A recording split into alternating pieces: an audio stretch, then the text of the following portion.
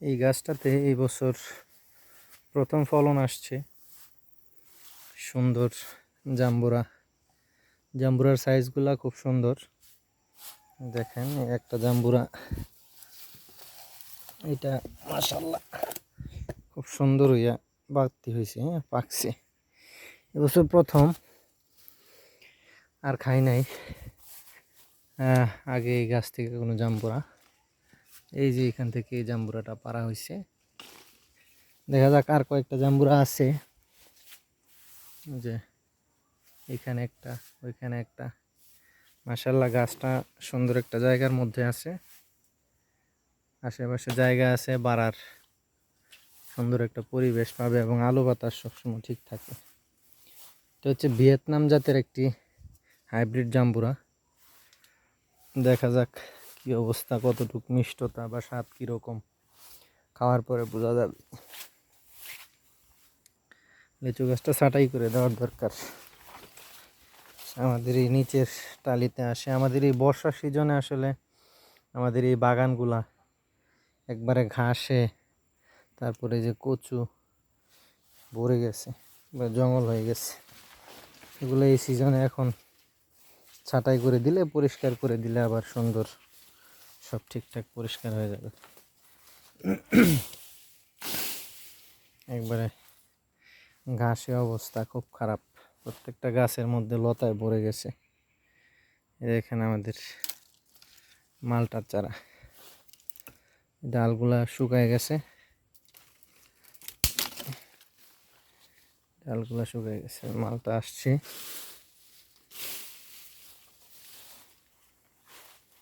এই দেখেন সুন্দর মালটা। তো এটা হচ্ছে বাড়ি ওয়ান মালটা। এই মালটাগুলো আপনার খাইতে গেলে মানে এমন একটা সময়ে খাওয়া লাগে, জিনিসটা আসলে এই ফলটা বাণিজ্যিকভাবে চাষ করা বা ওইভাবে চাষ করা কঠিন আমাদের এই অঞ্চলে। কারণ এই পয়সা মালটাটা হচ্ছে আপনার একবারে পরিপক্ক একটা নির্দিষ্ট টাইম থাকে। যেমন আর কিছুদিন পরে যখন এই মালটাটা একবারে পরিপূর্ণ পুষ্ট হবে, পুষ্ট হওয়ার পরে সাইজটা সুন্দর একটা শেপে আসলে, পুষ্ট হওয়ার পর এটা কেটে নিতে হবে। তাইলে এর মধ্যে রস থাকবে, খাইতে স্বাদ পাওয়া যায়। এর আগে কাটলেও মালটার মধ্যে তেমন ভালো স্বাদ পাওয়া যায় না বা পরিপক্ক হয় না, এবং পরিপক্ক হয়ে গেলে আবার একটু সময় নিলে দেখা গেছে আমরা অনেক সময় চাই যে একটা কালার আসুক বা ভালো করে পাকুক, তাহলে এটার ভিতরের দেরি করে ফেললে ভিতরের রসটা শুকায় যায়, তখন আর এটা ভালো লাগে না। তো দেখেন চারাটা মনে হয় একবারে ডালপালাগুলা, আশেপাশে ডালপালা শুকায় গেছে। লতে অবস্থা খুব খারাপ, লতে অবস্থা খুব খারাপ, এগুলো ভেঙে দিতে হবে। তো এই যে এখানে একটা রামবুটানের চারা লাগানো আছে, মাশাআল্লাহ একবারে সেট হয়ে গেছে মোটামুটি, এখন বাড়বে। দেখা যাক, পুরো টালিটা পরিষ্কার করে দিতে হবে, ঘাসগুলা কাইটা, এই লতাগুলা কাইটা পালায় পরিষ্কার করতে হবে। এই যে আমাদের লটকলের গাছগুলা হারভেস্টিং করা শেষ। হ্যাঁ, লটকল হারভেস্ট করা শেষ। এখন এই গাছগুলা কিছু ছাঁটাই করে দিব, তাই আবার আগামীতে আবার খুব সুন্দর ফলন আসবে। লটকলের গাছ, এখানে এই মালটা গাছও এটা রোগে ধরে ফেলছে, এটাতে এবার বেশি ফলন নাই, কয়েকটা ছিল তাও ঝরে গেছে। দেখি গাছ কমায় ফেলবো, এই গাছ দু একটা কাইটে ফেলবো, দুইটা চারা রাখবো। এখানে অনেকগুলা মালটার চারা ছিল, তো যেহেতু আশেপাশে লটকল গাছ বড় হয়ে গেছে, সেই জন্য আমরা মালটার চারাগুলো কেটে ফেলছি। লটকল গাছটা হচ্ছে আমাদের বাণিজ্যিক চাষ, মালটাগুলো ছিল আমাদের শখের জন্য। মানে খাবারের জন্য রাখা হয়েছে। এখন দুই একটা রাইখে আমরা বাদ বাকিগুলো কেটে দিছি, কারণ এগুলো বিক্রি করা যায় না, বিক্রি করার মতো অবস্থা থাকে না, কারণ একদম পারফেক্টলি এগুলো বাজারে নিলে কয়েকটা মালটা কিছু ভালো থাকে, আবার অনেকগুলো খারাপ থাকে, রিপোর্ট খারাপ আসে, এই জন্য আর বিক্রি করি না। যেগুলো ভালো থাকে এগুলা আমরা বাছাই করে খেয়ে নিই। যেখানে একটা লেবুর গাছ, এটা হচ্ছে সিজনাল লেবু। হ্যাঁ, জংলায় ভর্তি হয়ে গেছে। ডালপালাগুলা কাইটে দিয়া, জঙ্গলগুলা কাইটে দিয়া পরিষ্কার করতে হবে। তো মাশাআল্লাহ লটকলের গাছ প্রত্যেকটাতে এবার ভালো ফলন আসছে, আলহামদুলিল্লাহ। মোটামুটি ফলন ভালো আসছে, বিক্রিও করতে পারছি আলহামদুলিল্লাহ ভালোই। এই যে একটা ফেলা গাছ,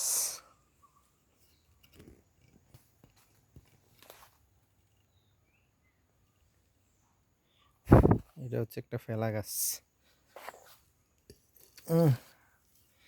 তা আমাদের পাহাড় অঞ্চলেই এই ফেলাগুলা পাওয়া যায়, সাধারণত এগুলা অন্য এলাকায় বেশি একটা দেখা যায় না। এই ফেলাগুলা পাকলে দারুণ মিষ্টি, এগুলা টিপে একটু নরম করে খেতে হয়, ভালো লাগে, পাকলে খুব সুন্দর মিষ্টি হয়। আমাদের আরও কয়েকটা ফেলা গাছের চারা আছে, এগুলো আপনাদেরকে দেখাবো ইনশাল্লাহ ভবিষ্যতে। এই যে আমাদের লেবু গাছ, লেবু গাছটা, এই যে লেবু আছে, সিজনাল লেবু প্রায় শেষ। এই গাছটা এবারে ছাঁটাই করে একবারে ছোট করে দিব, দুই একটা ডাল রাখবো, যাতে আগামীতে আমরা পারিবারিক খাবারের চাহিদা মেটানো যায়, সেই জন্য।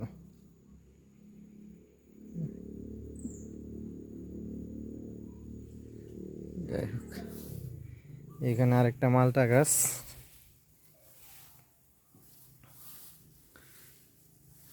এটা তো মালটা প্রতি বছর বেশ ভালো মালটা হয়, এবছরও দেখেন মাশাআল্লাহ। এই যে মালটা, আর ওই পাশেও আছে, লতে ভরে যায় বর্ষাকালে, এগুলা পানি পায় ঠিক মতো, প্রচুর বাড়ে, কয়েকদিনে গাছের উপরে উঠে যায়। এই কিছু ডালা আছে যেগুলা আসলে মরে গেছে, এই ডালাগুলো আমাদের কেটে দিতে হবে। এখানে এবার নতুন আমাদের এদিকে রামবুটানের হাইপটা খুব বেশি ইদানিং, কারণ এই যে একটা রামবুটানের চারা, এগুলো বীজ থেকে চারা দোলগুলা তৈরি করা, বীজের চারা। দেখা যাক কি অবস্থা, আল্লাহ কি রাখছে, বড় হইলে কি হয়। সবচেয়ে ভালো হয় রামবুটানের, যারা ছোট করে রাখতে চায়, রামবুটানের কলমের চারাগুলা, এগুলাতে 2-3 বছরের মধ্যে ফলন আসে। আর এই বীজের চারাগুলাতে ফলন আসতে একটু দেরি হয়, 5-7 বছর সময় চলে যায়, এবং গাছও অনেক বড়। আচ্ছা, যাই হোক,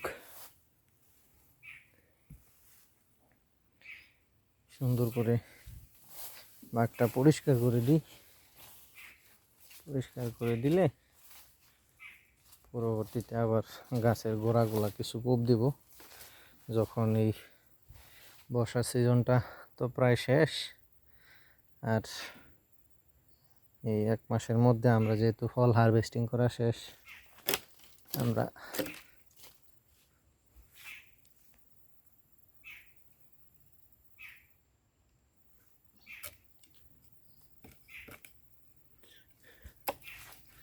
গাছের গোড়াগুলো সুন্দর করে কোপ দিয়া চারপাশটায়, তারপরে আমরা গোবর সার দিয়ে দিব।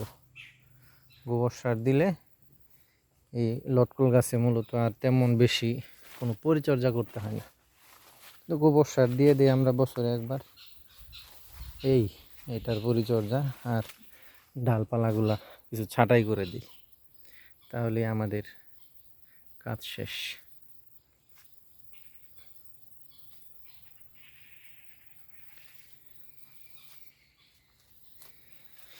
তো ঠিক আছে, এগুলা পরিষ্কার করব, ছাঁটাই করব,